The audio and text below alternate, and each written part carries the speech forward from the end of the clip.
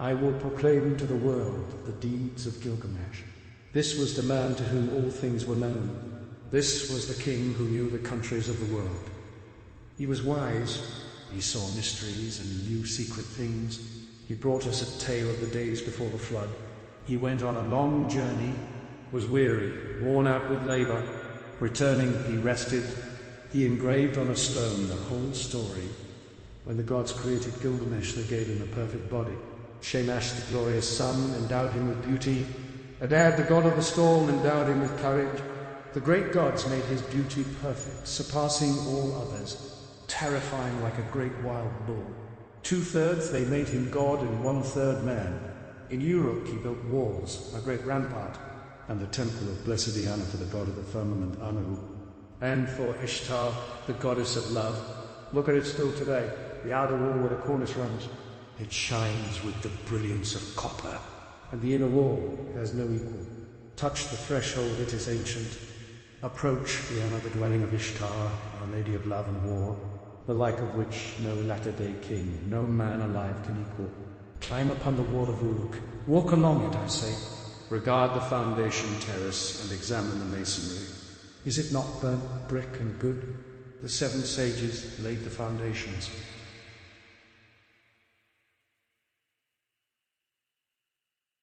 Gilgamesh went abroad in the world, but he met with none who could withstand his arms till he came to Uruk. But the men of Uruk muttered in their houses, Gilgamesh sounds the tocsin for his amusement. His arrogance has no bounds by day or night. No son is left with his father, for Gilgamesh takes them all, even the children. Yet the king should be a shepherd to his people. His lust leaves no virgin to her lover, neither the warrior's daughter, nor the wife of the noble. Yet this is the shepherd of the city, wise, comely, and resolute. The gods heard their lament. The gods of heaven cried to the lord of Uruk, to Anu, the god of Uruk. A goddess made him strong as a savage bull. None can withstand his arms. No son is left with his father, for Gilgamesh takes them all. And is this the king, the shepherd of his people? His lust leaves no virgin to her lover, neither the warrior's daughter nor the wife of the noble. When Anu had heard their lamentation, the gods cried to Aruru, the goddess of creation. You made him, O Aruru. Now create his equal. Let it be as like him as his own reflection, his second self. Stormy heart for stormy heart. Let them contend together and leave Uruk in quiet. So the goddess conceived an image in her mind, and it was of the stuff of the firmament. She dipped her hands in water and pinched off clay. She let it fall in the wilderness, and noble Enkidu was created. There was virtue in him of the god of war, of Ninurta himself. His body was rough, he had long hair like a woman's. It waved like the hair of Niseba, the goddess of corn. His body was covered with matted hair like Samugans, the god of cattle. He was innocent of mankind. He knew nothing but cultivated land. Enkidu ate grass in the hills with the gazelle, and lurked with wild beasts at the waterholes. He had joy of the water with the herds of wild game. But there was a trapper who met him one day face to face at the drinking hole, for the wild game had entered his territory. On 3 days he met him face to face, and the trapper was frozen with fear. He went back to his house with the game that he had caught, and he was dumb, benumbed with terror. His face was altered like that of one who has made a long journey. With awe in his heart he spoke to his father. Father, there is a man, unlike any other, who comes down from the hills. He is the strongest in the world. He is like an immortal from heaven.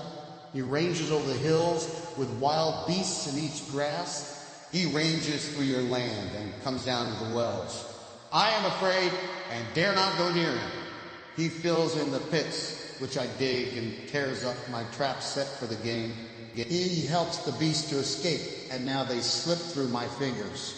His father opened his mouth and said to the trapper, My son, in Uruk lives Gilgamesh.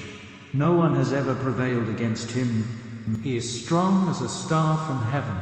Go to Uruk, find Gilgamesh, extol the strength of this wild man. Ask him to give you a harlot, a wanton from the temple of love. Return with her, and let her woman's power overpower this man. When next he comes down to drink at the wells, she will be there, stripped naked. And when he sees her beckoning, he will embrace her, and then the wild beasts will reject him. So the trapper set out on his journey to Uruk and addressed himself to Gilgamesh, saying, A man unlike any other is roaming now in the pastures. He is as strong as a star from heaven, and I'm afraid to approach him. He helps the wild game to escape. He fills in my pits and pulls up my traps. Gilgamesh said, Trapper, go back. Take with you a harlot, a child of pleasure. At the drinking hole she will strip, and when he sees her beckoning, he will embrace her. And the game of the wilderness will surely reject him. Now the trapper returned, taking the harlot with him. After a 3 days' journey they came to the drinking hole, and there they sat down. The harlot and the trapper sat facing one another and waited for the game to come. For the first day and for the second day the two sat waiting. But on the third day the herds came. They came down to drink, and Enkidu was with them. The small wild creatures of the plains were glad of the water, and Enkidu with them, who ate grass with the gazelle and was born in the hills. And she saw him, the savage man, come from far off in the hills. The trapper spoke to her. There he is. Now, woman, make your breast bare. Have no shame. Do not delay, but welcome his love. Let him see you naked. Let him possess your body. When he comes near, uncover yourself and lie with him. Teach him, the savage man, your woman's arm.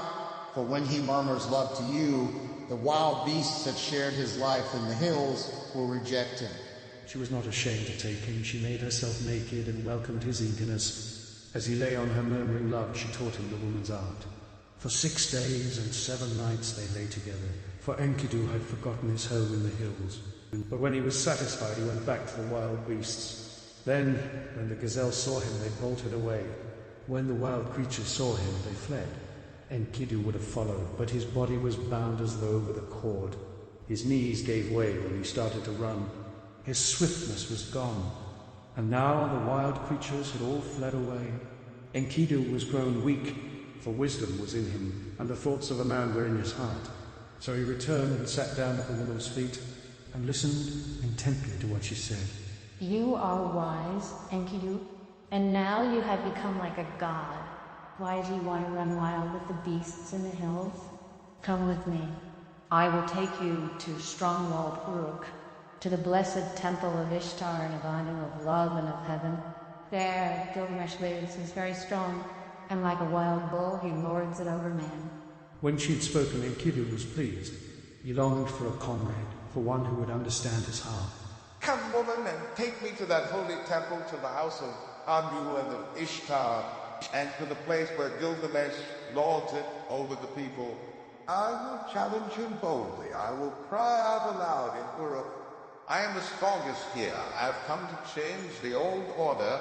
I am he who was born in the hills. I am he who is strongest of all. She said, Let us go and let him see your faith. I know very well where Gilgamesh is in the great Uruk. Oh, Enkidu. There, all the people are dressed in their gorgeous robes. Every day is holiday. The young men and the girls are wonderful to see. How sweet they smell. All the great ones arouse from their beds. Oh, Enkidu, you who love life. I will show you Gilgamesh, a man of many moods. You shall look at him well in his radiant manhood. His body is perfect in strength and maturity. He never rests by night or day. He is stronger than you, so leave your boasting. Shamash, the glorious sun, has given favors to Gilgamesh, and Anu of the heavens, and Enlil, and Ea, the wise, has given him deep understanding. I tell you, even before you have left the wilderness, Gilgamesh will know in his dreams that you are coming. Now Gilgamesh got up to tell his dream to his mother, Ninsun, one of the wise gods. Mother, last night I had a dream. I was full of joy.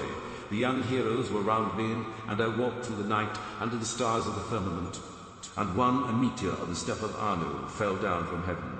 I tried to lift it, but it proved too heavy. All the people of Uruk came round to see it. The common people jostled, and the nobles thronged to kiss its feet. And to me its attraction was like the love of woman. They helped me. I braced my forehead, and I raised it with thumbs, and brought it to you. And you yourself pronounced it my brother. Then Ninsun, who was well beloved and wise, said to Gilgamesh, This star of heaven which descended like a meteor from the sky, which you tried to lift but found too heavy when you tried to move it, it would not budge, and so you brought it to my feet. I made it for you a goad and spur, and you were drawn as though to a woman. This is the strong comrade, the one who brings help to his friend in his need. He is the strongest of wild creatures, the stuff of Anu, born in the grasslands and the wild hills reared him. When you see him, you will be glad. You will love him as a woman, and he will never forsake you. This is the meaning of the dream. Gilgamesh said, Mother, I dreamed a second dream. In the streets of strong-walled Uruk there lay an axe. The shape of it was strange, and the people thronged round. I saw it and was glad. I bent down, deeply drawn towards it. I loved it like a woman and wore it at my side. Ninsun answered, That axe which you saw, which drew you so powerfully like love of a woman, that is the comrade whom I give you, and he will come in his strength like one of the host of heaven. He is the brave companion who rescues his friend in necessity. Gilgamesh said to his mother, A friend, a counselor, has come to me from Enlil, and now I shall befriend and counsel him. So Gilgamesh told his dreams, and the harlot retold them to Enkidu. And now she said to Enkidu, When I look at you, you have become like a god. Why do you yearn to run wild again with the beasts in the hills? Get up from the ground, the bed of a shepherd. He listened to her words with care. It was good advice that she gave. She divided her clothing in two, and with the one half she clothed him, and with the other herself. And holding his hand, she led him like a child to the sheepfolds, into the shepherds' tents. There all the shepherds crowded round to see him. They put down bread in front of him, but Enkidu could only suck the milk of wild animals. He fumbled and gaped, at a loss what to do, or how he should eat the bread and drink the strong wine. Then the woman said, Enkidu, eat bread, it is the staff of life. Drink the wine, it is the custom of the land. So he ate till he was full and drank strong wine, 7 goblets. He became merry, his heart exulted, and his face shone. He rubbed down the matted hair of his body and anointed himself with oil. Enkidu had become a man. But when he had put on man's clothing, he appeared like a bridegroom. He took arms to hunt the lion, so that the shepherds could rest at night. He caught wolves and lions, and the herdsmen lay down in peace. For Enkidu was their watchman, that strong man who had no rival. He was merry living with the shepherds, till one day, lifting his eyes, he saw a man approaching. He said to the harlot, Woman, fetch that man here. Why has he come? I wish to know his name. She went and called the man, saying, Sir, where are you going on this weary journey? The man answered, saying to Enkidu, Gilgamesh has gone into the marriage house and shut out the people. He does strange things in Unk, the city of great streets. At the roll of the drum work begins for the men and work for the women. Gilgamesh the king is about to celebrate marriage with the Queen of Love, and he still demands to be first with the bride, the king to be first and the husband to follow, for that was ordained by the gods from his birth, from the time the umbilical cord was cut.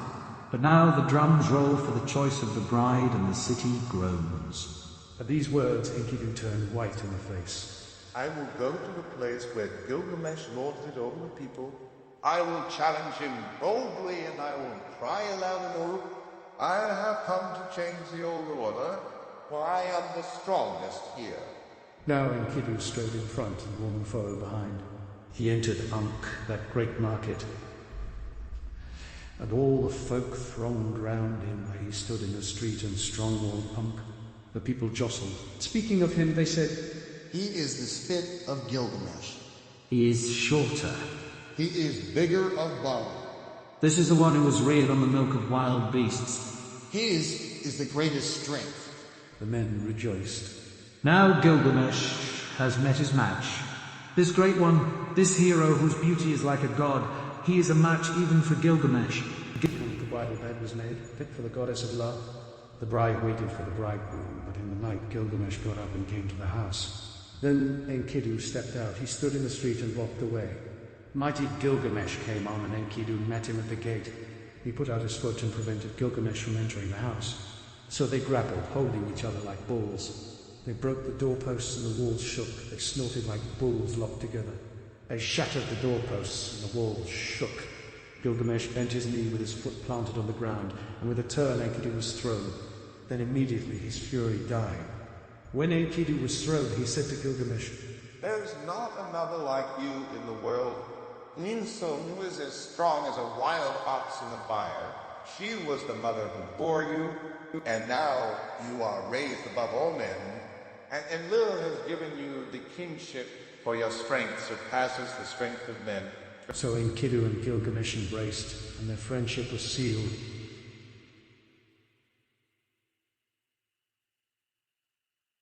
Enlil of the mountain, the father of the gods, had decreed the destiny of Gilgamesh. So Gilgamesh dreamed, and Enkidu said, The meaning of the dream is this. The father of the gods has given you kingship, such is your destiny. Everlasting life is not your destiny. Because of this, do not be sad at heart. Do not be grieved or oppressed, for he has given you power to bind and to loose, to be the darkness and the light of mankind. He has given you unexampled supremacy over the people, victory in battle, from which no fugitive returns in forays and assaults, from which there is no going back. But do not abuse this power. Deal justly with your servants in the palace. Deal justly before Shamash. The eyes of Enkidu were full of tears and his heart was sick. He sighed bitterly, and Gilgamesh met his eye and said, My friend, why do you sigh so bitterly? But Enkidu opened his mouth and said, I am weak. My arms have lost their strength. The cry of sorrow sticks in my throat. I am oppressed by idleness. It was then that the Lord Gilgamesh turned his thoughts to the country of the living. On the land of cedars, the Lord Gilgamesh reflected. He said to his servant Enkidu, I have not established my name stamped on bricks as my destiny decreed. Therefore I will go to the country where the cedar is felled. I will set up my name in the place where the names of famous men are written, and where no man's name is written, yet I will wise a monument to the gods.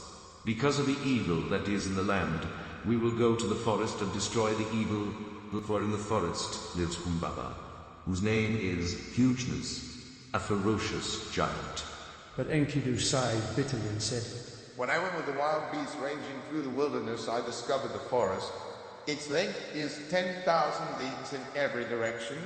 Enlil has appointed Humbaba to guard it, and armed him sevenfold terrors, terrible to all flesh is Humbaba. When he roars, it is like the torrent of the storm. His breath is like fire, and his jaws are death itself. He guards the cedars so well that when the wild heifer stirs in the forest, though she is 60 leagues distant, he hears her. What man would willingly walk into that country and explore its depths? I tell you, weakness overpowers whoever goes near it. It is not an equal struggle when one fights with Humbaba. He is a great warrior, a battering ram. Gilgamesh, the watchman of the forest, never sleeps. Gilgamesh replied, Where is the man who can clamber to heaven? Only the gods live forever with glorious Shamash. But as for us, men, our days are numbered. Our occupations are a breath of wind. How is this? Already you are afraid. I will go first, although I am your lord, and you may safely call out. Forward, there is nothing to fear. Then if I fall, I leave behind me a name that endures. Men will say of me, Gilgamesh has fallen in fight with ferocious Humbaba. Long after the child has been bony in my house, they will say it and remember. Enkidu spoke again to Gilgamesh. O my lord, if you will enter that country, go first to the hero Shamash. Tell the sun god, for the land is hid. The country where the cedar is cut belongs to Shamash. Gilgamesh took up a kid, white without spot, and a brown one with it. He held them against his breast, and he carried them into the presence of the sun. He took in his hand his silver scepter, and he said to glorious Shamash, I am going to that country, O Shamash. I am going. My hands supplicate, so let it be well with my soul. And bring me back to the quay of Uruk. Grant, I beseech, your protection, and let the omen be good. Glorious Shamash answered, Gilgamesh, you are strong, but what is the country of the living to you? O Shamash, hear me, Shamash, let my voice be heard. Here in the city, man dies oppressed at heart. Man perishes with despair in his heart. I've looked over the wall and I see the bodies floating in the river, and that will be my lot also. Indeed, I know it is so, for whoever is tallest among men cannot reach the heavens, and the greatest cannot encompass the earth. Therefore I would enter that country. Because I have not established my name stamped on brick as my destiny decreed, I will go to the country where the cedar is cut. I will set up my name where the names of famous men are written, and where no man's name is written, I will raise a monument to the gods. The tears ran down his face, and he said, Alas, it is a long journey that I must take to the land of Humbaba. If this enterprise is not to be accomplished, why did you move me, Shamash, with a restless desire to perform it? How can I succeed if you will not succor me? If I die in that country, I will die without rancor. But if I return, I will make a glorious offering of gifts and of praise to Shamash. So Shamash accepted the sacrifice of his tears. Like the compassionate man, he showed him mercy. He appointed strong allies for Gilgamesh, sons of one mother, and stationed them in the mountain caves. The great winds he appointed, the north wind, the whirlwind, the stone and the icy wind, the tempest and the scorching wind. Like vipers, like dragons, like a scorching fire, like a serpent that freezes the heart, a destroying flood and the lightning's fork, such were they. And Gilgamesh rejoiced. He went to the forge and said, I will give orders to the armorers. They shall cast us our weapons while we watch them. So they gave orders to the armorers, and the craftsmen sat down in conference. They went into the groves of the plain and cut willow and boxwood. They cast for them axes of 90 pounds, and great swords they cast with blades of 60 pounds each one, with pommels and hilts of 30 pounds. They cast for Gilgamesh the axe knight of heroes and the bow of Anshan, and Gilgamesh was armed, and Enkidu. And the weight of the arms they carried was 30 pounds. The people collected, and the councillors in the streets and in the marketplace of Uruk. They came through the gates of 7 bolts, and Gilgamesh spoke to them in the marketplace. I, Gilgamesh, go to see that creature of whom such things are spoken, the rumour of whose name fills the world. I will conquer him in his cedar wood, and show the strength of the sons of Uruk. All the world shall know of it. I am committed to this enterprise, to climb the mountain, to cut down the cedar, and leave behind me an enduring name. The councillors of Uruk, the great market, answered him, Gilgamesh, you are young, your courage carries you too far. You cannot know what this enterprise means which you plan. We have heard that Humbaba is not like men who die. His weapons are such that none can stand against them. The forest stretches for 10,000 leagues in every direction. Who would willingly go down to explore its depths? As for Humbaba, when he roars, it is like the torrent of the storm. His breath is like fire, and his jaws are death itself. Why do you crave to do this thing, Gilgamesh? It is no equal struggle when one fights with Humbaba, that battering ram. When he heard these words of the councillors, Gilgamesh looked at his friend and laughed. How shall I answer them? Shall I say, I am afraid of Humbaba, I will sit at home all the rest of my days? Then Gilgamesh opened his mouth again and said to Enkidu, My friend, let us go to the great palace, to Igalma, and stand before Ninsun the queen. Ninsun is wise with deep knowledge. She will give us counsel for the road we must go. They took each other by the hand as they went to Igalma, and they went to Ninsun, the great queen. Gilgamesh approached. He entered the palace and spoke to Ninsun. Ninsun, will you listen to me? I have a long journey to go to the land of Humbaba. I must travel an unknown road and fight a strange battle. From the day I go until I return, till I reach the cedar forest and destroy the evil which Shamash abhors, or pray for me to Shamash. Ninsun went into her room. She put on a dress becoming to her body. She put on jewels to make her breast beautiful. She placed a tiara on her head, and her skirt swept the ground. Then she went up to the altar of the sun, standing upon the roof of the palace. She burned incense and lifted her arms to Shamash as his smoke ascended. Oh, Shamash, why did you give this restless heart to Gilgamesh, my son? Why did you give it? You have moved him, and now he sets out on a long journey to the land of Humbaba, to travel an unknown road and fight a strange battle. Therefore, from the day that he goes till the day he returns, until he reaches the cedar forest, until he kills Humbaba and destroys the evil thing which you, Shamash, abhor. Do not forget him. But let the dawn, Aya, your dear bride, remind you always. And when day is done, give him to the watchman of the night to keep him from harm. Then Ninsun, the mother of Gilgamesh, extinguished the incense, and she called to Enkidu with this exhortation. Strong Enkidu, you are not the child of my body, but I will receive you as my adopted son. You are my other child, like the foundlings they bring to the temple. Serve Gilgamesh as a foundling serves the temple and the priestess who reared him. In the presence of my women, any votaries and hierophants, I declare it. Then she placed the amulet for a pledge around his neck, and she said to him, I entrust my son to you. Bring him back to me safely. And now they brought to them the weapons. They put in their hands the great swords in their golden scabbards, and the bow and the quiver.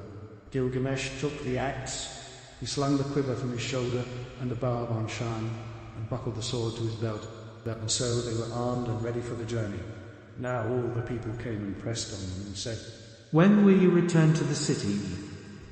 The counselors blessed Gilgamesh and warned him, Do not trust too much in your own strength. Be watchful. Restrain your blows at first.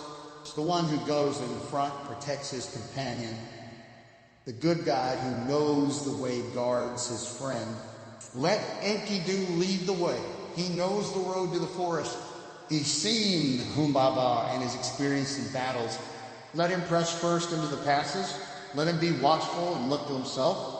Let Enkidu protect his friend and guard his companion and bring him safe through the pitfalls of the road. We, the counselors of Uruk, entrust our king to you, O Enkidu. Bring him back safely to us. Again to Gilgamesh they said, May Shamash give you your heart's desire. May he let you see with your eyes the thing accomplished which your lips have spoken. May he open a path for you where it is blocked, and a road for your feet to tread. May he open the mountains for your crossing, and may the nighttime bring you the blessings of night. And Lugubanda, your guardian god, stand beside you for victory. May you have victory in the battle as though you fought with a child. Wash your feet in the river of Humbaba to which you are journeying. In the evening dig a well, and let there always be pure water in your water skin. Offer cold water to Shamash, and do not forget Lugubanda. Then Enkidu opened his mouth and said, Forward, there is nothing to fear. Follow me, for I know the place where Humbaba lives and the path where you walk. Let the counselors go back. Here's no cause for fear. And the counselors heard this. They sped the hero on his way. Go, Gilgamesh. May your guardian god protect you on the road and bring you safely back to the quay of Uruk. After 20 leagues, they broke their fast. After another 30 leagues, they stopped for the night. For 50 leagues, they walked in one day. In 3 days, they had walked as much as a journey of a month and 2 weeks. They crossed 7 mountains before they came to the gate of the forest. Then Enkidu called out to Gilgamesh, Do not go down into the forest. When I opened the gate, my hand lost its strength. Gilgamesh answered him, Dear friend, do not speak like a coward. Have we got the better of so many dangers and travelled so far to turn back at last? You who are tried in wars and battles, hold close to me now, and you will feel no fear of death. Keep beside me, and your weakness will pass. The trembling will leave your hand. Would my friend rather stay behind?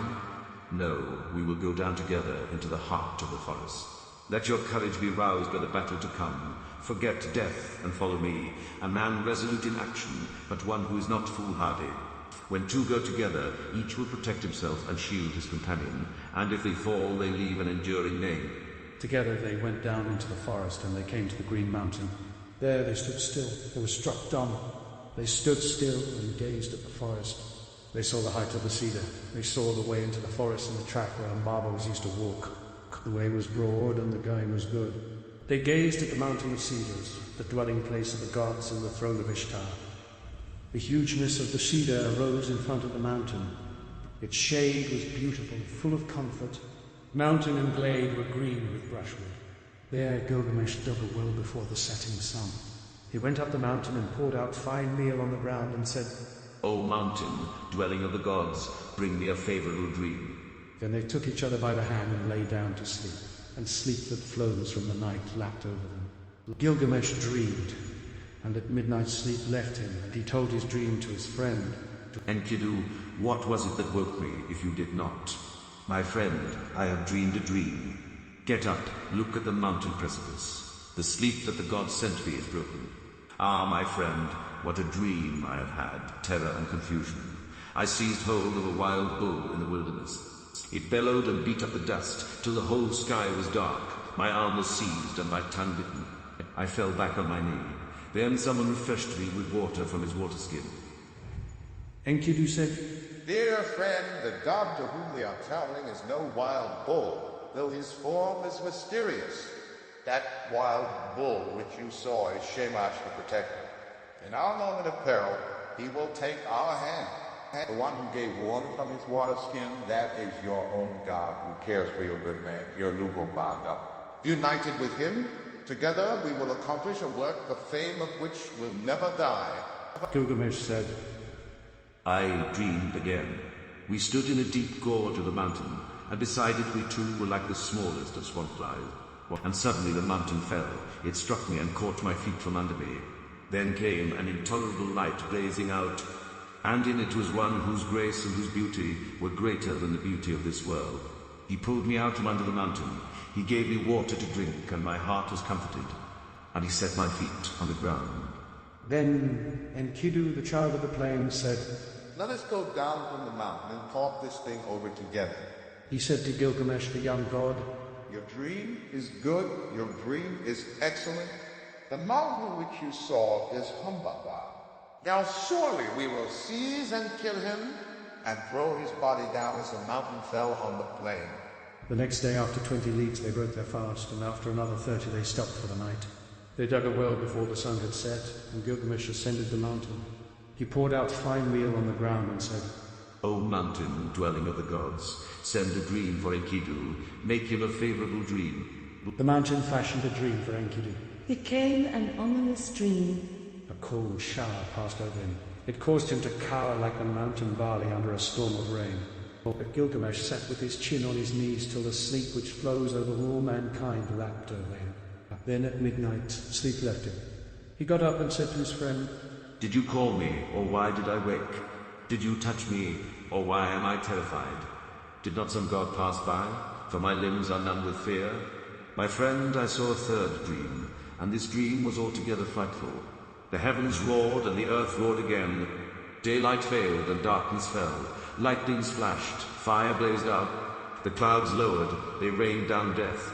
Then the brightness departed, the fire went out, and all was turned to ashes, fallen about us.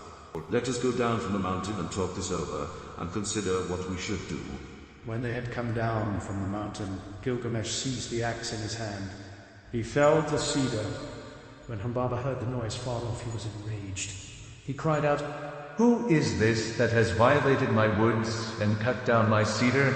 But glorious Shamash called to them out of heaven. Go forward, do not be afraid. But now Gilgamesh was overcome by weakness, for sleep had seized him suddenly. A profound sleep held him. He lay on the ground, stretched out speechless, as though in a dream. When Enkidu touched him, he did not rise. When he spoke to him, he did not reply. O Gilgamesh, Lord, the plain of color the world grows dark. The shadows have spread over it. Now is the glimmer of dusk. Shamash is departed. His bright head is quenched in the bosom of his mother Ningal. Oh, Gilgamesh, how long will you lie like this, asleep? Never let the mother who gave you birth be forced in mourning into the city square. At length Gilgamesh heard him. He put on his breastplate, the voice of heroes of 30 shekels weight. He put it on as though it had been a light garment that he carried, and it covered him altogether. He straddled the earth like a bull that snuffs the ground, and his teeth were clenched. By the life of my mother Ninsun, who gave me birth, and by the life of my father, divine Nugulbanda, let me live to be the wonder of my mother, as when she nursed me on her lap. A second time he said to him, By the life of Ninsun, my mother who gave me birth, and by the life of my father, divine Nugulbanda, until we have fought, thus man, if man he is, this God, if God he is, but the way that I took to the country of the living will not turn back to the city. Then Enkidu, the faithful companion, pleaded, answering him, Oh my lord, you do not know this monster, and that is the reason you are not afraid. I who know him, I am terrified. His teeth are dragon's fangs, his countenance is like a lion. His charge is the rushing of the flood. With his look he crushes alike the trees of the forest and reeds in the swamp. Oh my lord, you may go on if you choose into this land, but I will go back to the city. I will tell the lady your mother all your glorious deeds till she shouts for joy, and then I will tell the death that followed till she weeps for bitterness. But Gilgamesh said, Immolation and sacrifice are not yet for me. The boat of the dead shall not go down, nor the 3-ply cloth be cut for my shrouding. Not yet will my people be desolate, nor the pyre be lit in my house and my dwelling burnt on the fire. But today give me your aid, and you shall have mine. What then can go amiss with us two? All living creatures born of the flesh shall sit at last in the boat of the west, and when it sinks, when the boat of Megillah sinks, they are gone. But we shall go forward and fix our eyes on this monster. If your heart is fearful, throw away fear. If there is terror in it, throw away terror. Take your axe in your hand and attack. He who leaves the fight unfinished is not at peace. Humbaba came out from his strong house of cedar. Then Enkidu called out, O Gilgamesh, remember now your boast in Uruk. Forward, attack, son of Uruk. There is nothing to fear. When he heard these words, his courage rallied. He answered, Make haste, close in. If the watchman is there, do not let him escape to the woods where he will vanish. He has put on the first of his 7 splendors, but not yet the other 6. Let us track him before he is armed. Like a raging wild bull, he snuffed the ground. The watchman of the woods turned full of threatenings. He cried out. Humbaba came from his strong house of cedar. He nodded his head and shook it, menacing Gilgamesh. And on him he fastened his eye, the eye of death. Then Gilgamesh called to Shamash, and his tears were flowing. O glorious Shamash, I have followed the road you commanded, but now, if you send no succor, how shall I escape? Glorious Shamash heard his prayer, and he summoned the great wind. The north wind, the whirlwind, the storm and the icy wind, the tempest and the scorching wind. They came like dragons, like a scorching fire, like a serpent that freezes the heart, a destroying flood in the lightning's fall. The 8 winds rose up against Humbaba. They beat against his eyes. He was gripped, unable to go forward or back. Gilgamesh shouted, By the life of Ninsun, my mother, and divine Lulubanda, my father, in the country of the living, in this land, I have discovered your dwelling. My weak arms and my small weapons I have brought to this land against you, and now I will enter your house. So he felled the first cedar, and they cut the branches, and laid them at the foot of the mountain. At the first stroke, Humbaba blazed out, but still they advanced. They felled 7 cedars, and cut and bound the branches, and laid them at the foot of the mountain. And 7 times Humbaba loosed his glory on them. As the 7th blaze died out, they reached his lair. He slapped his thigh in scorn. He approached like a noble wild bull roped on the mountain, a warrior whose elbows are bound together. The tears started to his eyes, and he was pale. Gilgamesh, let me speak. I have never known a mother, no, nor a father, who reared me. I was born of the mountain. He reared me, and Enlil made me the keeper of this forest. Let me go free, Gilgamesh, and I will be your servant. You shall be my lord. All the trees of the forest that I tended on the mountain shall be yours. I will cut them down and build you a palace. He took him by the hand and led him to his house, so that the heart of Gilgamesh was moved with compassion. He swore by the heavenly life, by the earthly life, by the underworld itself. O Enkidu, should not the snared bird return to its nest, and the captive man return to his mother's arms? Enkidu answered, The strongest of men will fall to fate if he has no judgment. Namtar, the evil fate that knows no distinction between men, will devour him. If the snared bird returns to its nest, if the captive man returns to his mother's arms, then you, my friend, will never return to the city where the mother is waiting, who gave you birth. He will bar the mountain road against you and make the pathways impassable. Humbaba said, Enkidu, what you have spoken is evil. You, a hireling dependent for your bread, in envy and for fear of a rival, you have spoken evil words. Enkidu said, Do not listen, Gilgamesh. This Humbaba must die. Kill Humbaba first and his servants after. But Gilgamesh said, If we touch him, the blaze and the glory of light will be put out in confusion. The glory and glamour will vanish. Its rays will be quenched. Enkidu said to Gilgamesh, Not so, my friend. First entrap the bird, and where shall the chips go then? Afterwards, we can search out the glory and the glamour when the chips run distracted through the ground. Gilgamesh listened to the word of his companion. He took the axe in his hand, he drew the sword from his belt, and he struck Humbaba with a thrust of the sword to the neck. And Enkidu, his comrade, struck the second blow. At the third blow, Humbaba fell. Then there followed confusion, for this was the guardian of the forest, and they had fell to the ground. For as far as 2 leagues the cedars shivered when Enkidu felled the watcher of the forest, he at whose voice Hermon and Lebanon used to tremble. Now the mountains were moved, and all the hills, for the guardian of the forest was killed. They attacked the cedars, the 7 splendors of Humbaba were extinguished. So they pressed on into the forest bearing a sword of 8 talents. They uncovered the sacred dwellings of the Anunnaki. And while Gilgamesh felled the first of the trees of the forest, Enkidu cleared their roots as far as the banks of Euphrates. They set Humbaba before the gods, before Enlil. They kissed the ground and dropped the shroud and set the head before him. When he saw the head of Humbaba, Enlil raged at them. Why did you do this thing? From henceforth, may the fire be on your faces. May it eat the bread that you eat.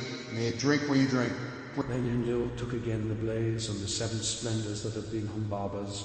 He gave the first to the river, and he gave to the lion, to the stone of execration, to the mountain, and to the dreaded daughter of the queen of hell. O Gilgamesh, king and conqueror of the dreadful blaze, wild bull who plunders the mountain, who crosses the sea, glory to him. From the brave, the greater glory is Enki's.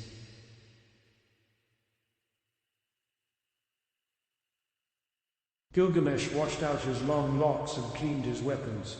He flung back his hair from his shoulders. He threw off his stained clothes and changed them for new. He put on his royal robes and made them fast. When Gilgamesh had put on the crown, glorious Ishtar lifted her eyes, seeing the beauty of Gilgamesh. She said, Come to me, Gilgamesh, and be my bridegroom. Let me see your body, let me be your bride, and you shall be my husband. I will harness for you a chariot of lapis lazuli and of gold, with wheels of gold and horns of copper. And you shall have mighty demons of the storm for draft mules. When you enter our house, in the fragrance of cedar wood, threshold and throne will kiss your feet. Kings, rulers, and princes will bow down before you. They shall bring you tribute from the mountains and the plain. Your ewes shall drop twins, and your goats triplets. Your pack ass shall outrun mules. Your oxen shall have no rivals, and your chariot horses shall be famous far off for their swiftness. Gilgamesh opened his mouth and answered, Glorious Ishtar, If I take you in marriage, what gifts can I give in return? What ointments and clothing for your body? I would gladly give you bread and all sorts of food fit for a god. I would give you wine to drink fit for a queen. I would pour out barley to stuff your granary. But as for making you my wife, that I will not. How would it go with me? Your lovers have found you like a brazier which smoulders in the coal, a back door which keeps out neither squall of wind nor storm, a castle which crushes the garrison, a pitch that blackens the bearer, a water skin that chafes the carrier, a stone which falls from the parapet, a battering ram turned back from the enemy, a sandal that trips the wearer. Which of your lovers did you ever love forever? What shepherd of yours has pleased you for all time? Listen to me while I tell the tale of your lovers. There was Tammuz, the lover of your youth. For him you decreed wailing year after year. You loved the many-colored roller, but still you struck and broke his wing. Now in the grove he sits and cries, Kapi, Kapi, my wing, my wing. You have loved the lion tremendous in strength. 7 pits you dug for him, and 7. You have loved the stallion magnificent in battle, and for him you decreed whip and spur and a thong, and to gallop 7 leagues by force, and to muddy the water before he drinks. And for his mother Silili lamentations. You have loved the shepherd of the flock. He made meal cake for you day after day. He killed kids for your sake. You struck and turned him into a wolf. Now his own herd boys chase him away. His own hounds worry his flanks. And did you not love Ishulanu, the gardener of your father's palm grove? He brought you baskets filled with dates without end. Every day he loaded your table. Then you turned your eyes on him and said, Dearest Ishalanu, come here to me. Let us enjoy your manhood. Come forward and take me. I am yours. Ishulanu answered, What are you asking from me? My mother has baked, and I have eaten. Why should I come to such as you for food that is tainted and rotten? For when was a screen of rushes sufficient protection from frost? But when you had heard his answer, you struck him.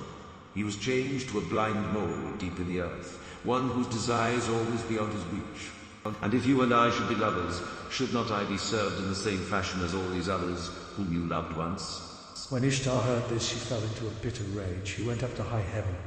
Her tears poured down in front of her father Anu and Antum, her mother. She said, My father, Gilgamesh, has heaped insults on me. He has told over all my abominable behavior, my foul and hideous acts. Anu opened his mouth and said, Are you a father of gods?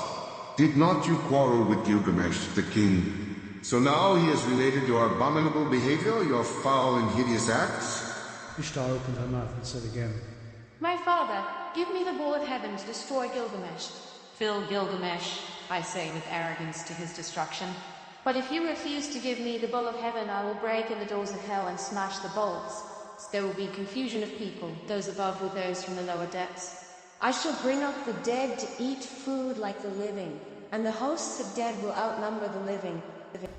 Anu said to great Ishtar, If I do what you desire, there will be 7 years of drought throughout Uruk, when corn will be seedless husks. Have you saved grain enough for the people and grass for the cattle? Ishtar replied, I have saved grain for the people, grass for the cattle. For 7 years of seedless husks, there is grain and there is grass enough. When Anu heard what Ishtar had said, he gave her the bull of heaven to lead by the halter down to Uruk. And when they reached the gates of Uruk, the bull went to the river. With his first snort cracks opened in the earth, and 100 young men fell down to death. With his second snort cracks opened, and 200 fell down to death.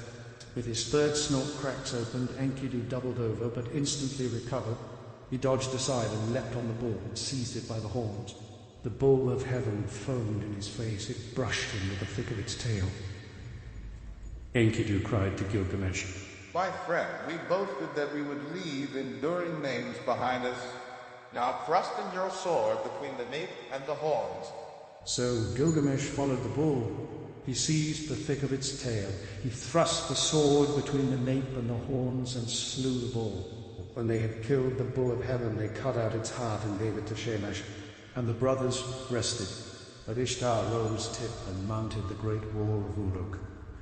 She sprang onto the tower and uttered a curse. But Woe to Gilgamesh, for he has scorned me in killing the bull of heaven. when Enkidu heard these words, he tore out the bull's right thigh and tossed it in her face, saying, If I could lay my hands on you, it is this I should do to you, and lash the entrails to your side. Then Ishtar called together her people, the dancing, singing girls, the prostitutes of the temple, the courtesans. Over the thigh of the bull of heaven she set up lamentation. But Gilgamesh called the smiths and the armorers, all of them together. They admired the immensity of the horns. They were plated with lapis lazuli, 2 fingers thick. They were 30 pounds each in weight, and their capacity in oil was 6 measures, which he gave to his guardian god, Rugalbanda. But he carried the horns into the palace and hung them on the wall. Then they washed their hands in Euphrates. They embraced each other and went away. They drove through the streets of Uruk, where the heroes were gathered to see them. And Gilgamesh called to the singing girls, Who is most glorious of the heroes? Who is most eminent among men? Gilgamesh is the most glorious of heroes. Gilgamesh is most eminent among men. And now there was feasting and celebrations and joy in the palace, till the heroes lay down, saying, Now we will rest for the night. When the daylight came, Enkidu got up and cried to Gilgamesh, Oh, my brother, such a dream I had last night.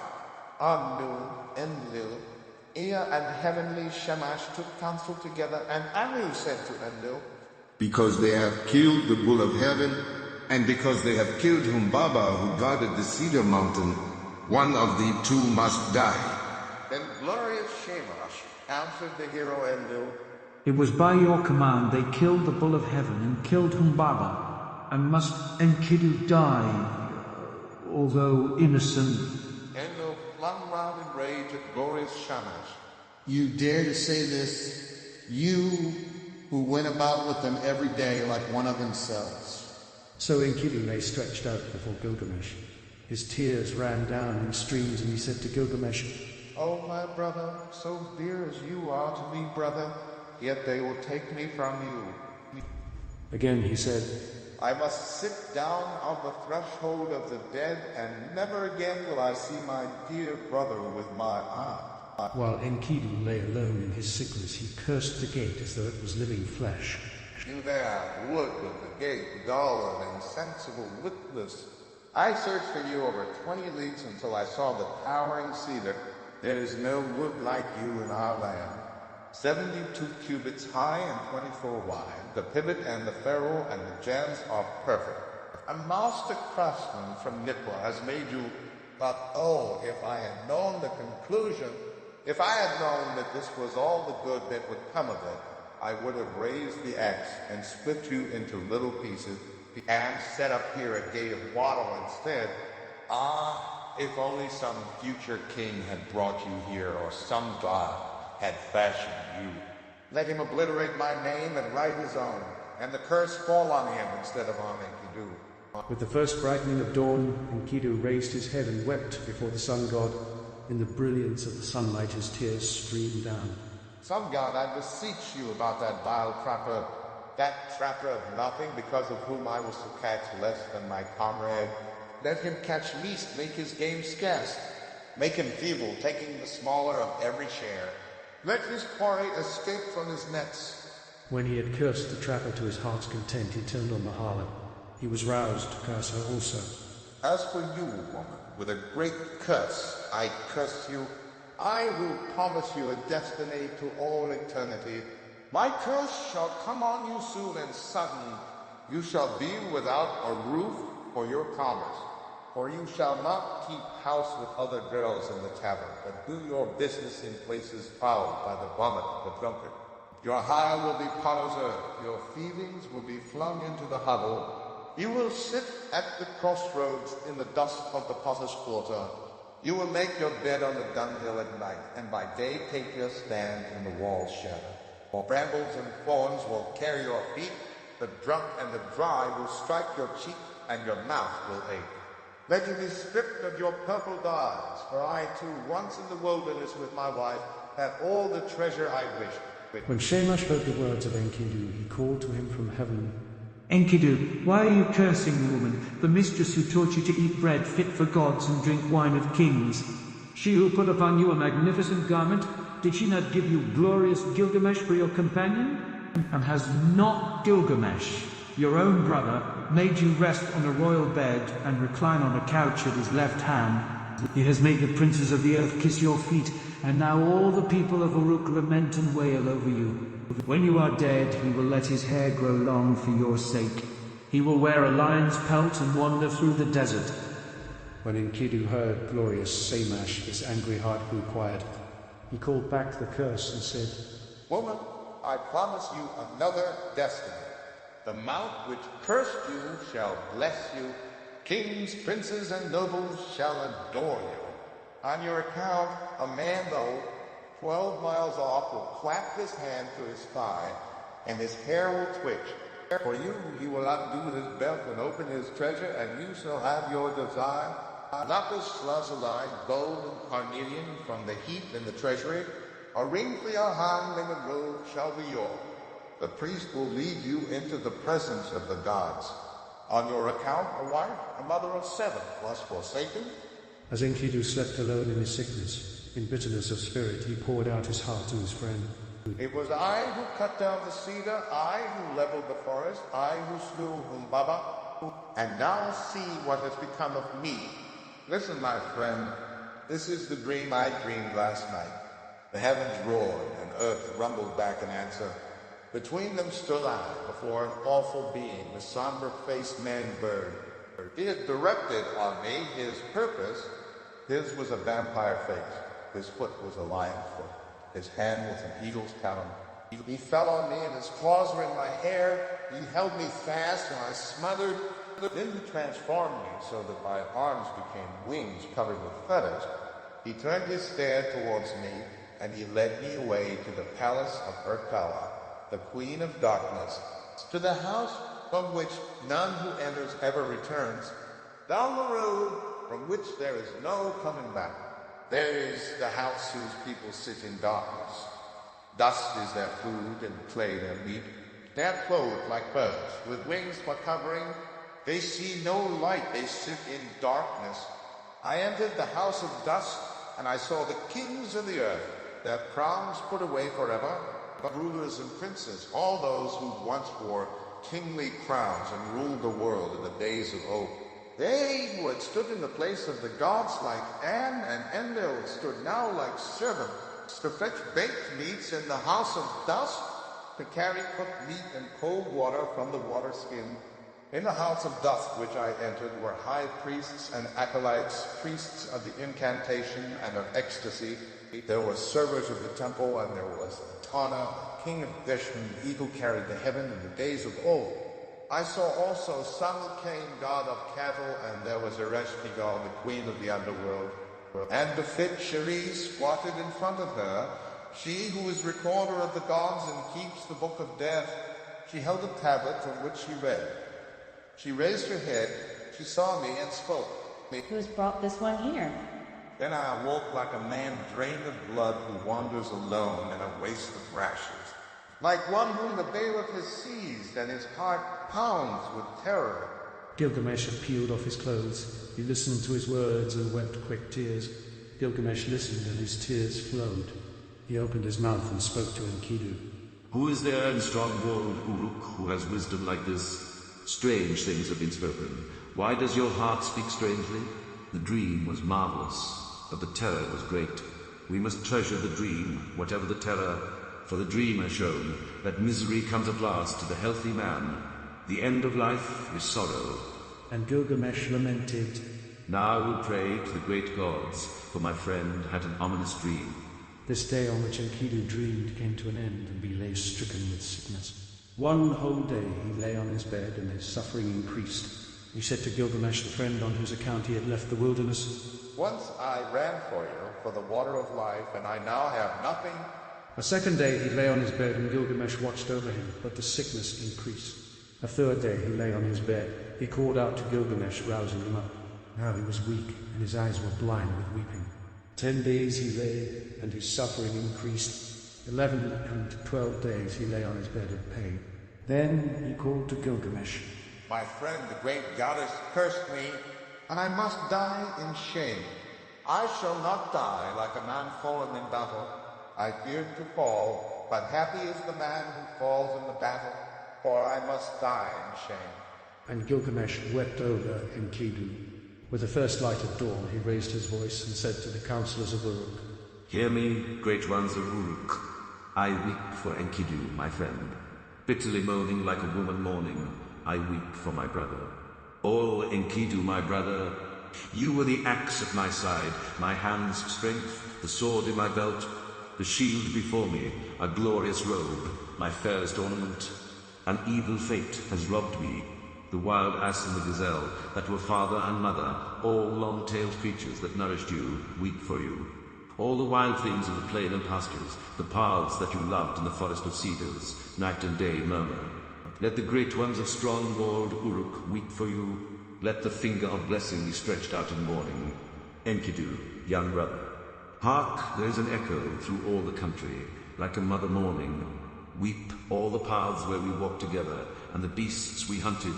The bear and hyena, tiger and panther, leopard and lion, the stag and the ibex, the bull and the dog. The river along whose banks we used to walk weeps for you.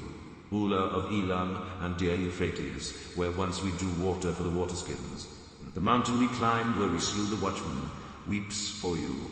The warriors of strong-walled Uruk, where the bull of heaven was killed, weep for you. All the people of Eridu weep for you, Enkidu. Those who brought grain for your eating mourn for you now. Who rubbed oil on your back mourn for you now. Who poured beer for your drinking mourn for you now. The harlot who anointed you with fragrant ointment laments for you now. The women of the palace, who brought you a wife, a chosen ring of good advice, lament for you now. And the young men, your brothers, as though they were women, go long-haired in mourning. What is this sleep which holds you now? You are lost in the dark and cannot hear me. He touched his heart, but it did not beat, nor did he lift his eyes again. When Gilgamesh touched his heart, it did not beat. So Gilgamesh laid a veil, as one veils the bride over his friend. He began to rage like a lioness robbed of her whelps. This way and that he paced round the bed, he tore out his hair and strewed it around. He dragged of his splendid robes and flung them down as though they were abominations. In the first light of dawn, Gilgamesh cried out, I made you rest on the royal bed. You reclined on the couch at my left hand. The princes of the earth kissed your feet. I will cause all the people of Uruk to weep over you and raise the dirge of the dead. The joyful people will stoop with sorrow. And when you have gone to the earth, I will let my hair grow long for your sake. I will wander through the wilderness in the skin of a lion. The next day also, in the first light, Gilgamesh lamented. 7 days and 7 nights he wept for Enkidu until the worm fastened on him. Only then he gave him up to the earth, for the Anunnaki, the judges, had seized him. Then Gilgamesh issued a proclamation through the land. He summoned them all, the coppersmiths, the goldsmiths, the stoneworkers, and commanded them, Make a statue of my friend. The statue was fashioned with a great weight of lapis lazuli for the breast and of gold for the body. A table of hard wood was set out, and on it a bowl of carnelian filled with honey, and a bowl of lapis lazuli filled with butter. These he exposed and offered to the sun, and, weeping, he went away.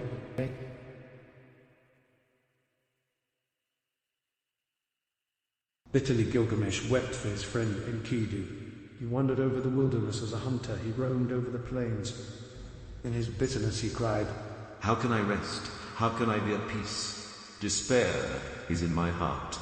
What my brother is now, that shall I be when I am dead.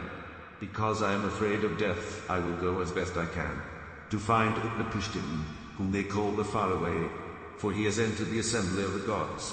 So Gilgamesh travelled over the wilderness. He wandered over the grasslands, a long journey, in search of Utnapishtim, whom the gods took after the deluge.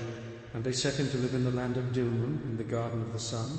And to him alone of men they gave everlasting life. At night when he came to the mountain passes, Gilgamesh prayed. In these mountain passes, long ago, I saw lions. I was afraid, and I lifted my eyes to the moon. I prayed, and my prayers went up to the gods. So now, O moon, god Sin, protect me. When he had prayed, he lay down to sleep until he was woken from out of a dream. He saw the lions round him, glorying in life. Then he took his axe in his hand, he drew his sword from his belt, and he fell upon them like an arrow from a string, and struck and destroyed and scattered them. So at length Gilgamesh came to Mashun, the great mountains about which he had heard many things, which guard the rising and the setting sun. Its twin peaks are as high as the wall of heaven, and its paps reach down to the underworld. At its gate the scorpions stand guard, half man and half dragon. Their glory is terrifying. Their stare strikes death into men. Their shimmering halo sweeps the mountains that guard the rising sun. When Gilgamesh saw them, he shielded his eyes for the length of a moment only. Then he took courage and approached. When they saw him so undismayed, the man-scorpion called to his mate, This one who comes to us now is flesh of the gods. The mate of the man-scorpion answered. 2/3 is God, but 1/3 is man. Then he called to the man Gilgamesh, he called to the child of the gods. Why have you come so great a journey? For what have you traveled so far, crossing the dangerous waters? Tell me the reason for your coming. Gilgamesh answered, For Enkidu. I loved him dearly. Together we endured all kinds of hardships. On his account I have come, for the common lot of man has taken him. I have wept for him day and night. I would not give up his body for burial. I thought my friend would come back because of my weeping. Since he went, my life is nothing. That is why I have traveled here in search of Utnapishtim, my father. For men say he has entered the assembly of the gods and has found everlasting life. I have a desire to question him concerning the living and the dead. The man-scorpion opened his mouth and said, speaking to Gilgamesh, No man born of woman has done what you have asked. No mortal man has gone into the mountain. The length of it is 12 leagues of darkness. In it there is no light, but the heart is oppressed with darkness. From the rising of the sun to the setting of the sun there is no light. Gilgamesh said, Although I should go in sorrow and in pain, with sighing and with weeping, still I must go. I open the gate to the mountain. And the man-scorpion said, Go, Gilgamesh. I permit you to pass through the mountain of Mashu and through the high ranges. May your feet carry you safely home. The gate of the mountain is open. When Gilgamesh heard this, he did as the man-scorpion had said. He followed the sun's road to his rising through the mountain. When he had gone 1 league, the darkness became thick around him, but there was no light. He could see nothing ahead and nothing behind him. After 2 leagues, the darkness was thick and there was no light.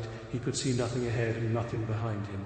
After 3 leagues, the darkness was thick and there was no light. He could see nothing ahead and nothing behind him. After 4 leagues, the darkness was thick and there was no light. He could see nothing ahead and nothing behind him. At the end of 5 leagues, the darkness was thick and there was no light. He could see nothing ahead and nothing behind him. At the end of 6 leagues, the darkness was thick and there was no light. He could see nothing ahead and nothing behind him. When he had gone 7 leagues, the darkness was thick and there was no light. He could see nothing ahead and nothing behind him. When he had gone 8 leagues, Gilgamesh gave a great cry, for the darkness was thick and he could see nothing ahead and nothing behind him. After 9 leagues, he felt the north wind on his face, but the darkness was thick and there was no light. He could see nothing ahead and nothing behind him. After 10 leagues, the end was near. After 11 leagues, the dawn light appeared. At the end of 12 leagues, the sun streamed out. There was the garden of the gods. All round him stood bushes bearing gems. Seeing it, he went down at once, for there was fruit of carnelian with a vine hanging from it, beautiful to look at. The lapis lazuli leaves hung thick with fruit, sweet to see. For thorns and thistles there were hematites and rare stones, agates and pearls from out of the sea. While Gilgamesh walked in the garden by the edge of the sea, Shamash saw him, and he saw that he was dressed in the skins of animals and ate their flesh. He was distressed, and he spoke and said, No mortal man has gone this way before, nor will, as long as the winds drive over the sea. And to Gilgamesh he said, You will never find the life for which you are searching. Gilgamesh said to glorious Shamash, Now that I have toiled and strayed so far over the wilderness, am I to sleep and let the earth cover my head forever? Let my eyes see the sun until they are dazzled with looking. Although I am no better than a dead man, still let me see the light of the sun. Beside the sea she is, the woman of the vine, the maker of wine. Siduri sits in the garden at the edge of the sea, with the golden bowl and the golden vats that the gods gave her. She is covered with a veil, and where she sits, she sees Gilgamesh coming towards her, wearing skins, the flesh of the gods in his body, but despair in his heart, and his face like the face of one who has made a long journey. She looked, and as she scanned the distance, she said in her own heart, Surely this is some felon. Where is he going now? And she barred her gate against him with the crossbar and shot home the bolt. But Gilgamesh, hearing the sound of the bolt, threw up his head and lodged his foot in the gate. He called to her, Young woman, maker of wine, why do you bolt your door? What did you see that made you bar your gate? I will break in your door and burst in your gate, for I am Gilgamesh who seized and killed the bull of heaven. I killed the watchman of the cedar forest. I overthrew Humbaba who lived in the forest, and I killed the lions in the passes of the mountain.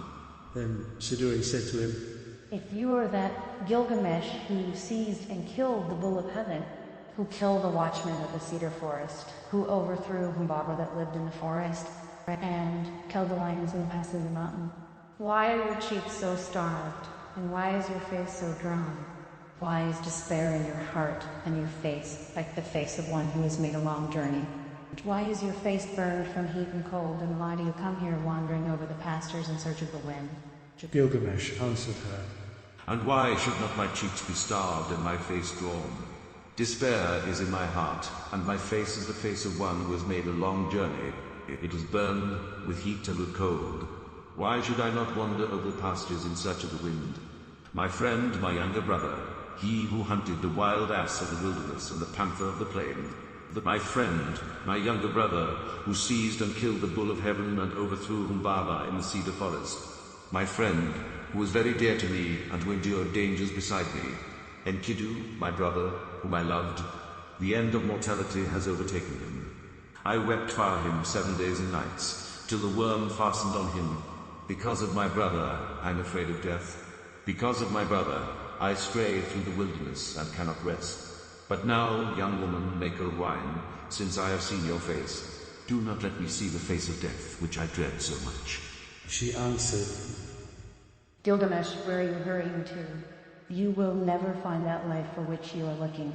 When the gods created man, they allotted to him death, but life they retained in their own keeping. As for you, Gilgamesh, fill your belly with good things. Day and night, night and day. Dance and be merry. Feast and rejoice. Let your clothes be fresh. Bathe yourself in water. Cherish the little child that holds your hand and make your wife happy in your embrace. For this too is a lot of man. But Gilgamesh said to Siduri, the young woman, How can I be silent? How can I rest when Enkidu, whom I love, is dust, and I too shall die and be laid in the earth? You live by the seashore and look into the heart of it. Young woman, tell me now, which is the way to Utnapishtim, the son of Ubara Tutu? What directions are there for the passage? Give me, oh, give me directions. I will cross the ocean if it is possible. If it is not, I will wander still farther in the wilderness. The winemaker said to him, Gilgamesh, there is no crossing the ocean. Whoever has come since the days of old has not been able to pass that sea. The sun in his glory crosses the ocean, but who besides Shamash has ever crossed it? The place and the passage are difficult, and the waters of death are deep, which flow between. But Gilgamesh, how will you cross the ocean? When you come to the waters of death, what will you do? But, Gilgamesh, down in the woods, you will find Urshnavi, the ferryman of Utnapishtim. With him are the holy things, the things of stone. He is fashioning the serpent prow of the boat. Look at him well, and if it is possible, perhaps you will cross the waters with him, but if it is not possible, then you must go back. When Gilgamesh heard this, he was seized with anger. He took his axe in his hand and his dagger from his belt. He crept forward and he fell on them like a javelin. Then he went into the forest and sat down. Urshanabi saw the dagger flash and heard the axe, and he beat his head, for Gilgamesh had shattered the tackle of the boat in his rage. Urshanabi said to him, Tell me, what is your name? I am Urshanabi, the ferryman of Utnapishtim, the faraway. He replied to him, Gilgamesh is my name. I am from Uruk, from the house of Anu. Then Urshanabi said to him, Why are your cheeks so starved and your face drawn? Why is despair in your heart and your face like the face of one who has made a long journey? Why is your face burned with heat and with cold? And why do you come here wandering over the pastures in search of the wind? Gilgamesh said to him, Why should not my cheeks be starved and my face drawn? Despair is in my heart, and my face is the face of one who has made a long journey. I was burned with heat and with cold. Why should I not wander over the pastures? My friend, my younger brother, who seized and killed the bull of heaven and overthrew Humbaba in the cedar forest. My friend, who was very dear to me and who endured dangers beside me. Enkidu, my brother, whom I loved, the end of mortality has overtaken him. I wept for him 7 days and nights, till the worm fastened on him. Because of my brother, I am afraid of death. Because of my brother, I stray through the wilderness. His fate lies heavy upon me. How can I be silent? How can I rest? He is dust, and I too shall die and be laid in the earth forever. I am afraid of death. Therefore, Urshanabi, tell me, which is the road to Utnapishtim? If it is possible, I will cross the waters of death. If not, I will wander still farther through the wilderness. Urshanabi said to him, Gilgamesh, your own hands have prevented you from crossing the ocean. When you destroyed the tackle of the boat, you destroyed its safety. Then the two of them talked it over, and Gilgamesh said, Why are you so angry with me, Urshanabi? For you yourself cross the sea by day and night. At all seasons you cross it. Gilgamesh, those things you destroyed, their property is to carry me over the water to prevent the waters of death from touching me. It was for this reason that I preserve them, but you have destroyed them, and the Urnu snakes with them. But now go into the forest, Gilgamesh. With your axe-cut poles, 120, cut them 60 cubits long, paint them with bitumen, set on them pearls, and bring them back. When Gilgamesh heard this, he went into the forest, he cut poles 120. He cut them 60 cubits long, he painted them with bitumen, he set on them ferrules, and he brought them to Urshanabi. Then they boarded the boat, Gilgamesh and Urshanabi together, launching it out on the waves of ocean. For 3 days they ran on, as it were, a journey of a month and 15 days, and at last Urshanabi brought the boat to the waters of death. Then Urshanabi said to Gilgamesh, Press on, take a pole and thrust it in, but do not let your hands touch the waters. Gilgamesh, take a second pole, take a third, take a fourth pole. Now Gilgamesh, take a fifth, take a sixth and seventh pole. Gilgamesh, take an eighth and ninth, a 10th pole. Gilgamesh, take an 11th, take a 12th pole. After 120 thrusts, Gilgamesh had used the last pole. Then he stripped himself, he held up his arms for a mast and covering for a sail. So Urshanabi, the ferryman, brought Gilgamesh to Utnapishtim, whom they call the Faraway, who lives in Dinun at the place of the sun's transit, eastward of the mountain. To him alone of men the gods have given everlasting life. Now Utnapishtim, where he lay at ease, looked into the distance, and he said in his heart, musing to himself, Why does the boat sail here without tackle and mast? Why are the sacred stones destroyed, and why does the master of the boat? That man who comes is none of mine.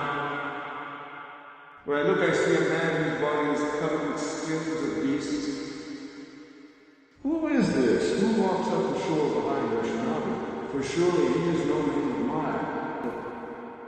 So Utnapishtim looked at him and said, What is your name, you who come here wearing the skins of beasts with your cheeks starved and your face drawn?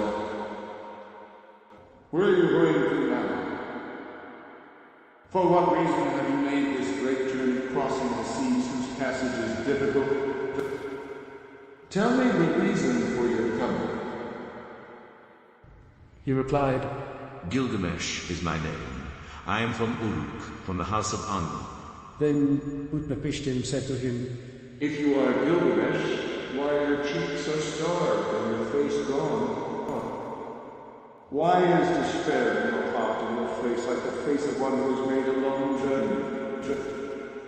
Why is your face burning with heat and cold? And why do you come here, wandering over the wilderness in search of the wind? Gilgamesh said to him, Why should not my cheeks be starved and my face drawn? Despair is in my heart, and my face is the face of one who has made a long journey. It was burned with heat and with cold. Why should I not wander over the pastures? My friend, my younger brother, who seized and killed the bull of heaven, and overthrew Humbaba in the cedar forest. My friend, who was very dear to me, and endured dangers beside me. Enkidu, my brother, whom I loved, the end of mortality has overtaken him. I wept for him 7 days and nights, till the worm fastened on him. Because of my brother, I am afraid of death. Because of my brother, I stray through the wilderness. His fate lies heavy upon me. How can I be silent? How can I rest? He is dust, and I shall die also, and be laid in the earth forever. Again Gilgamesh said, speaking to Utnapishtim, It is to see Utnapishtim, whom we call the Faraway, that I have come this journey. And for this I have wandered over the world. I have crossed many difficult ranges. I have crossed the seas. I have wearied myself with traveling. My joints are aching, and I have lost acquaintance with sleep, which is sweet. My clothes were worn out before I came to the house of Siduri. I have killed the bear and hyena, the lion and panther, the tiger, the stag and the ibex, all sorts of wild game and the small creatures of the pastures. I ate their flesh, and I wore their skins. And that was how I came to the gate of the young woman, the maker of wine, who barred her gate of pitch and bitumen against me. But from her I had news of the journey. So then I came to Urshanabi the ferryman, and with him I crossed over the waters of death. O Father Utnapishtim, you who have entered the assembly of the gods, I wish to question you concerning the living and the dead. How shall I find the life for which I am searching? Utnapishtim said, There is no permanence. Do we build a house to stand forever? Do we seal a contract to hold for all time?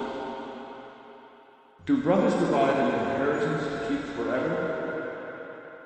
Does the flood time of rivers endure?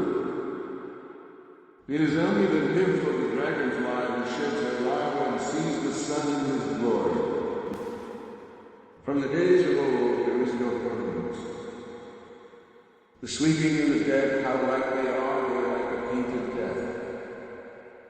What is there between the master and the servant, when both have fulfilled their doom?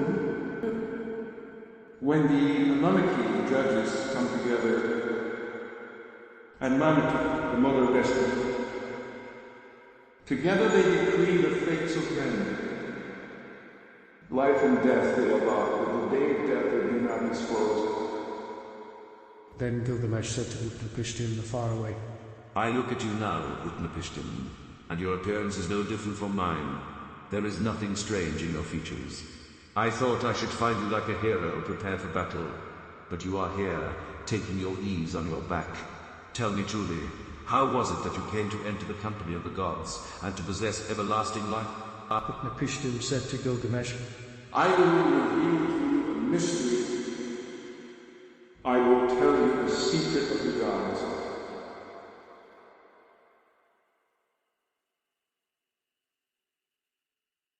You know the city Shurpak that stands on the banks of Euphrates? That city grew old, and the gods that were in it were old. There was Anu, Lord of the firmament, their father, and warrior Enlil, their counselor. Minerva, the helper, and Niki watch over canals, and with them also was, in those days the world teemed, the people multiplied. The world bellowed like a wild bull, and the great god was aroused by the clamor. But Enlil heard the clamor, and he said to the gods in council, The uproar of mankind is intolerable, and sleep is no longer possible by reason of the Babel. So the gods agreed to exterminate mankind. Enlil did this, but because of his oath, warned me in a dream. He whispered their words to my house of reeds. Reed house, wall, O wall, hearken reed house, wall reflect. O man of Shurpak, son of Ubaratutu, tear down your house and build a boat. Abandon possessions and look for life, despise worldly goods and save your soul alive. Tear down your house, I say, and build a boat. These are the measurements of the bark as you shall build her. Let Hex beam equal her length. Let her deck be roofed like the vault that covers the abyss. Then take up into the boat the seed of all living creatures. When I had understood, I said to my Lord, Behold, what you have commanded I will honor and perform. But how shall I answer the people, the city, the elders? Then opened his mouth and said to me, his servant, Tell them this. I have learned that Enlil is wrathful against me.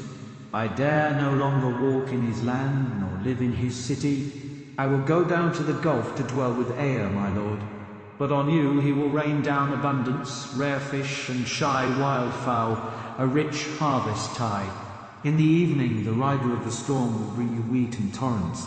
In the first light of dawn, all my household gathered round me. The children brought pitch, and the men whatever was necessary. On the fifth day I laid the keel and the ribs, then I made fast the planking. The ground space was 1 acre, each side of the bed, measuring 120 cubits, making it square. I built 6 decks below, 7 in all. I divided them into 9 sections with bulkheads between them. I drove in wedges where needed. I sorted the punk holes and laid in supply. The carriers brought oil in baskets. I poured pitch into the furnace and asphalt and oil. More oil was consumed in pumping, and more again the master of the boat took into his stores. I slaughtered bullocks for the people, and every day day I killed sheep. I gave a shipwright wine to drink as though it were river water. Raw wine, red wine, oil, and white wine. There was feasting then, as there is at the time of the New Year's festival. I myself nodded my head. On the seventh day, the boat was complete. Then was the launching, full difficulty. There was shifting of ballast above and below till 2/3 was submerged. I loaded into all that I had of gold and living things. My family, my kin, the beasts of the field, both wild and tame, and all the craftsmen. I sent them on board, for the time that Shamash had ordained was already fulfilled when he said. In the evening, when the rider of the storm sends down the destroying rain, enter the boat and batten her down. The time was fulfilled, the evening came. The rider of the storm sent down the rain. I looked out at the weather and it was terrible, so I boarded the boat and battened her down. All was now complete, the battening and the caulking. So I handed the tiller to Azure on the rain, the steersman, with the navigation and care of the whole boat. With the first light of dawn, a black cloud came from the horizon. It thundered within where Agag, lord of the storm, was riding. In front, over hill, and plain showed and hinge, heralds of the storm led on. Then the gods of the abyss rose up. Nergal pulled out the dams of the netherworlds, Nineveh of the warlord, threw down the dice. And the seven judges of hell, the Hinagi, raised their torches, lighting the land with their living flame. A stupor of despair went up to heaven. When the god of the storm turned daylight to darkness, when he smashed the land like a cup. One whole day the tempest raged, gathering fury as it went. It poured over the people like the tides of battle. A man could not see his brother, nor the people be seen from heaven. Even the gods were terrified at the flood. They fled to the highest heaven, the firmament of An. They crouched against the walls, cowering like curs. Then Ishtar, the sweet-voiced queen of heaven, cried out, like a woman in travail. Alas, the days of old are turned to dust, because I commanded evil. Why did I command thus evil in the council of all the gods? I commanded wars to destroy the people. But are they not my people? For I brought them forth. Now like the spawn of fish, they float in the ocean. The great gods of heaven and of hell wept. They covered their mouths. For 6 days and 6 nights the winds blew, torrent and tempest and flood overwhelmed the world. Tempest and flood raged together like warring hosts. When the seventh day dawned, the storm from the south subsided. The sea grew calm, the flood was stilled. I looked at the face of the world, and there was silence. All mankind was turned to clay. The surface of the sea stretched as flat as a rooftop. I opened a hatch, and the light fell on my face. Then I bowed low, I sat down and I wept. The tears streamed down my face, for on every side was the wasted water. I looked for land in vain, but 14 leagues distant there appeared a mountain, and there the boat grounded. On the mountain of Nicaea the boat held fast, she held fast and did not budge. One day she held, and the second day on the mountain of Nicaea she held fast and did not budge. A third day and a fourth day she held fast on the mountain and did not budge. A fifth day and a sixth day she held fast on the mountain. When the seventh day dawned, I loosed the dove and let her go. She flew away, but finding no resting place, she returned. Then I loosed a swallow and she flew away, but finding no resting place, she returned. I loosed a raven. She saw that the waters had retreated. She ate, she flew around, she tore, and she did not come back. No. But I threw everything out in the four winds, having a sacrifice and poured out a libation on the mountain top. 7 and again 7 cauldrons I set up on their stands. I heaped up wood and cane and cedar and myrtle. When the gods smelled the sweet savor, they gathered like flies over the sacrifice. Then, at last, Ishtar also came. She lifted her necklace with the jewels of heaven that once Zanu had made to please her. O you gods here present, by the lapis lazuli around my neck I shall remember these days, as I remember the jewels of my throat. These last days I shall not forget. Let all the gods gather round the sacrifice, except Enlil. He shall not approach this offering, for without reflection he brought the flood. He consigned my people to destruction. When Enlil had come, he saw the boat. He was wroth and swelled with anger at the gods, the host of heaven. Has any of these mortals escaped? Not one was to have survived the destruction.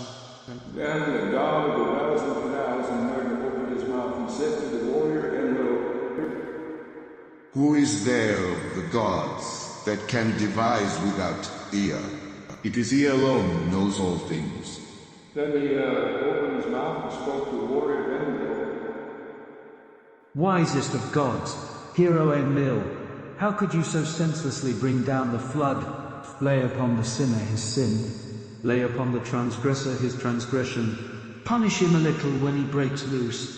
Do not drive him too hard, or he perishes. Would that a lion had ravaged mankind rather than the flood? Would that a wolf had ravaged mankind rather than the flood? Would that famine had wasted the world rather than the flood? Would that pestilence had wasted mankind rather than the flood? It was not I that revealed the secret of the gods. The wise man learned it in a dream. Now take your counsel, what shall be done with him? Then Enlil went up into the boat. He took me by the hand and my wife, and they ascended the boat and kneeled down on either side, standing between us. He touched our foreheads to bless us, saying, In time past, Utnapishtim was a mortal man.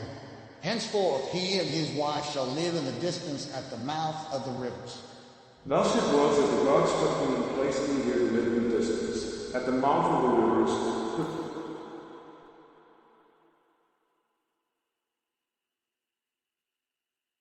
Utnapishtim said, As for you, Gilgamesh, who will assemble the gods for your sake, so that you may find the life in which you are searching. But if you wish, come and put it to the test. Only prevail against sleep for 6 days and 7 nights. But while Gilgamesh sat there resting on his haunches, a mist of sleep, like soft wool teased from the fleece, drifted over him. And Utnapishtim said to his wife, Look at him now, the strong man who had everlasting life. Even now the mists of sleep are drifting over him. His wife replied, Touch the man to wake him, so that he may return to his own land in peace, going back through the gate by which he came. Utnapishtim said to his wife, All men are deceivers, even you he will attempt to deceive. Therefore bake loaves of bread, each day 1 loaf, and put it beside his head, and make a mark on the wall to number the days he has slept. So she baked loaves of bread, each day 1 loaf, and put it beside his head, and she marked on the wall the days that he slept. And there came a day when the first loaf was hard, the second loaf was like leather, the third was soggy, the crust of the fourth had mold, the fifth was mildewed, the sixth was fresh, and the seventh was still on the embers. Then Utnapishtim touched him, and he woke. Gilgamesh said to Utnapishtim afar away, I hardly slept when you touched and roused me. But Utnapishtim said, Count these loaves and live how many days you slept. For your first is hard, your second like leather, your third is soggy, the crust of your fourth has mold. Your fifth is mildewed, your sixth is fresh, and your seventh is still over the glowing embers when I touched and woke you. Gilgamesh said, What shall I do, O Utnapishtim? Where shall I go? Already the thief of the night has hold of my limbs. Death inhabits my room. Wherever my foot rests, there I find death. Then Utnapishtim spoke to Ashanabi the ferryman. Woe to you, Oceanabi. Now and forevermore you will become hateful to this harborage. It is not for you, nor for you are the crossings of this sea. Go now, banished from the shore. But this man, before whom you walk, bringing him here, whose body is covered with foulness and the grace of whose lips has been spoiled by wild skins, take him to the washing place. There he shall wash his long hair clean in snowy water. He shall throw off his skins and let the sea carry him away. And the beauty of his body shall be shown, the fill of his forehead shall be renewed. And he shall be given clothes to cover his nakedness. Till he reaches his own city and his journey is accomplished, these clothes will show no sign of age. They will wear like a new garment.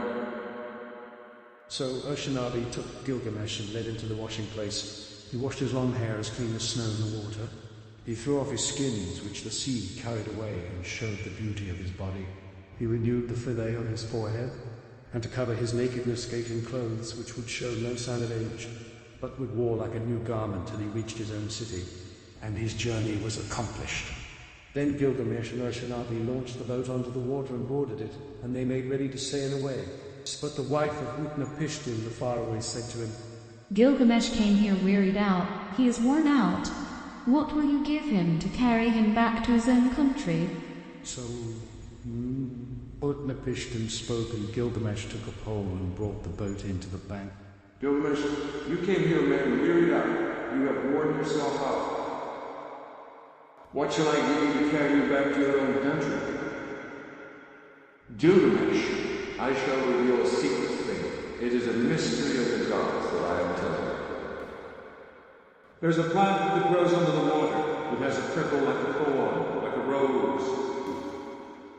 It will wound your hands, but if you succeed in taking it, then your hands will hold that which restores his lost youth to a man.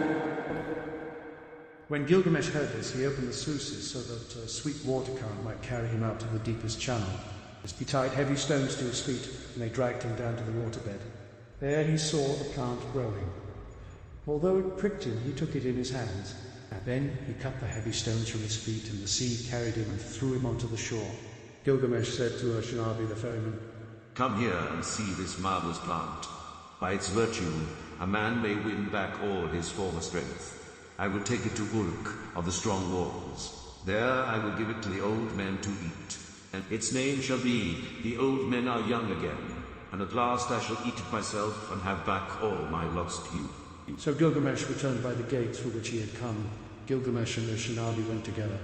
They travelled there 20 leagues, and then they broke their fast. After 30 leagues they stopped for the night. Gilgamesh saw a well of cool water. He went down and bathed. But deep in the pool there was lying a serpent, and the serpent sensed the sweetness of the flower. It rose out of the water and snatched it away, and immediately it slogged its skin and returned to the well. Then Gilgamesh sat down and wept. The tears ran down his face, and he took the hand of Ashanabi. O Ashanabi, was it for this that I toiled with my hands? Is it for this I have wrung out my heart's blood? For myself I have gained nothing. Not I, but the beast of the earth has joy of it now. Already the stream has carried it 20 leagues back to the channels where I found it. I found a sign, and now I have lost it. Let us leave the boat on the bank and go. After 20 leagues they broke their fast. After 30 leagues they stopped for the night. In 3 days they had walked as much as a journey of a month in 15 days. When the journey was accomplished, they arrived at Ankh, the strong-walled city. Gilgamesh spoke to him, to Ashanabi, the ferryman. Ashanabi, climb up onto the wall of Ankh, inspect its foundation terrace, and examine well the brickwork. See if it is not of burnt bricks. And did not the 7 wise men lay these foundations?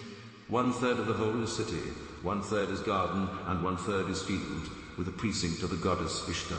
These parts and the precinct are all This too was the work of Gilgamesh the king, who knew the countries of the world. He was wise, he saw mysteries and knew secret things. He brought us a tale of the days before the flood. He went a long journey, was weary, worn out with labor, and returning engraved on a stone the whole story.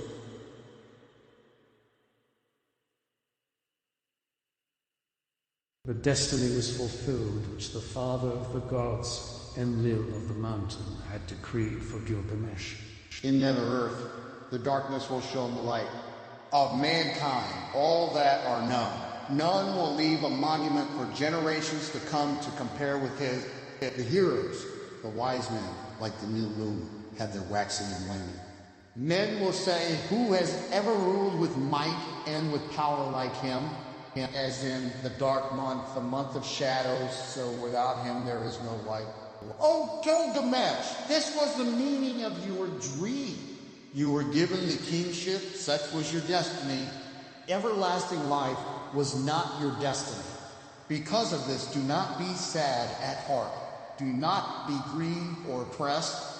He has given you power to bind and to loose, to be the darkness and the light of mankind. He has given unexampled supremacy over the people, victory in battle from which no fugitive returns, in forays and assaults from which there is no going back. But do not abuse this power. Deal justly with your servants in the palace. Deal justly before the face of the sun. The king has laid himself down and will not rise again.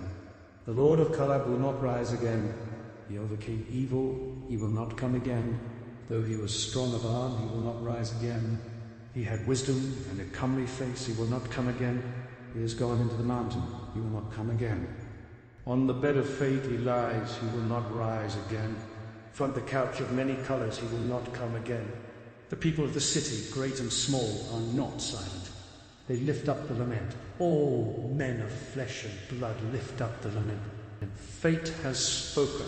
Like a hooked fish, he lies stretched on the bed, like a gazelle that is caught in a noose. Inhuman Namtar is heavy upon him.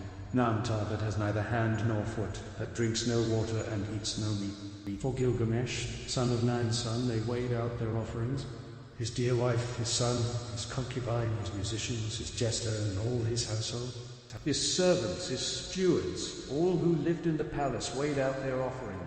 For Gilgamesh, the son of Ninsun, the heart of Uruk, they weighed out their offerings to Ereshkigal, the queen of death, and to all the gods of the dead. To Nantar, whose fate they weighed out the offering. Bread for Neb, the keeper of the gate. Bread for Ningizido, the god of the serpent, the lord of the tree of life. For Dumuzi also, the young shepherd. For Enki and Ninki, for Endukuga and Nindukuga. For Enmul and Nimnul, all the ancestral gods, for bears of Enlil. A feast for Shulpe, the god of feasting. For Samukane, god of the herds. For the mother Ninhasad and the gods of creation in the place of creation. So for the host of heaven, priest and priestess weighed out the offering of the dead.